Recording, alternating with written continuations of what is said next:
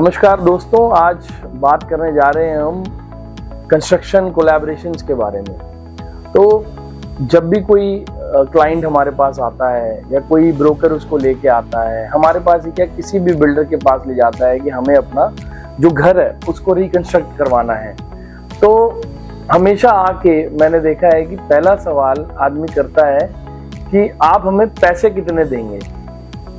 घर बनाते हैं, बिल्डर को एक फ्लोर दिया जाता है, एक या दो जो भी फ्लोर देने होते हैं ओनर ने, जिसका पुराना घर है और नई बिल्डिंग बनाना चाहते हैं उसको डिमोलिश करके, तो अक्सर बात करते हैं कि पैसे कितने मिलेंगे बिल्डर से। दोस्तों, पहले और आज में बहुत फर्क आ गया है, कंस्ट्रक्शन कॉस्ट बढ़ गई है।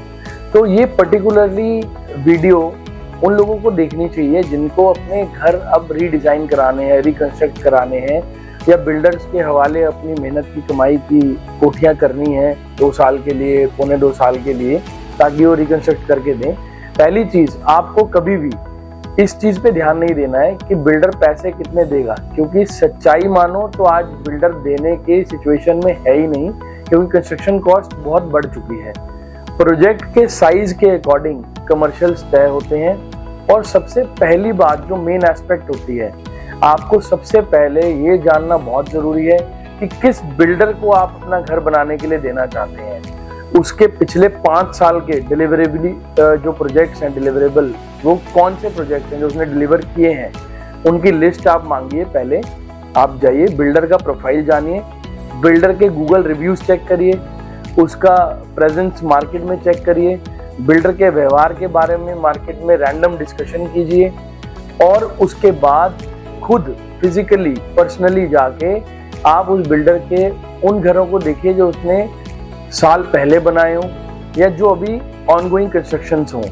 और वहाँ पे रह रही फैमिली से भी आप मिल सकते हैं। अगर अच्छा बिल्डर होगा तो वो आपको हमेशा उन फैमिली से मिलवाएगा जिनको उसने घर डिलीवर करे हैं, और उनका फीडबैक ही सबसे इम्पोर्टेंट होता है, क्योंकि एग्जिस्टिंग क्लाइंट का टेस्टिमोनियल ही बताता है कि सेल तो अच्छी थी पर आफ्टर सेल कैसी थी उसके बारे में एग्जिस्टिंग क्लाइंट ही बताएगा।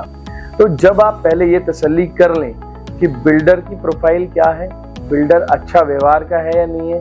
टाइमली उसने अपने घर डिलीवर करे हैं या नहीं करे हैं एज पर एग्रीमेंट, और उसकी कंस्ट्रक्शन क्वालिटी कैसी है, उसकी ऑनगोइंग साइट्स देखिए। अगर एक अच्छा रूटीन बिल्डर है तो उसके कुछ प्रोजेक्ट स्टार्टिंग में होंगे, कुछ फिनिशिंग पे होंगे, कुछ स्ट्रक्चर पे होंगे, कुछ कंप्लीशन पे होंगे, तो हर वैरायटी दिखेगी। उसको विजिट करके आप असेस कीजिए और एनेक्शर लीजिए बिल्डर से कि क्या ग्रेड की चीजें हैं, क्या क्वालिटी स्टैंडर्ड्स के प्रोडक्ट्स वो लगा रहा है आपकी बिल्डिंग में, उनको एनालाइज कीजिए। फिर जाके आप खुद इन चीजों का जवाब अपने आप से मांग सकते हैं कि बिल्डर को आपको पैसे देने चाहिए या फिर आप बिल्डर को पे करेंगे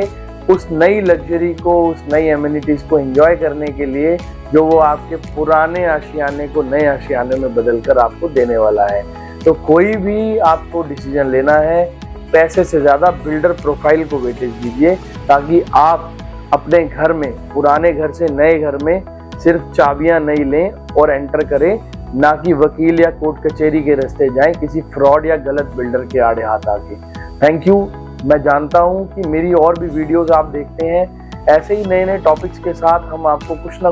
कुछ बताते रहेंगे जो आपके लिए बहुत इंपॉर्टेंट है। Stay connected, stay tuned, follow us on Instagram and YouTube. Thank you.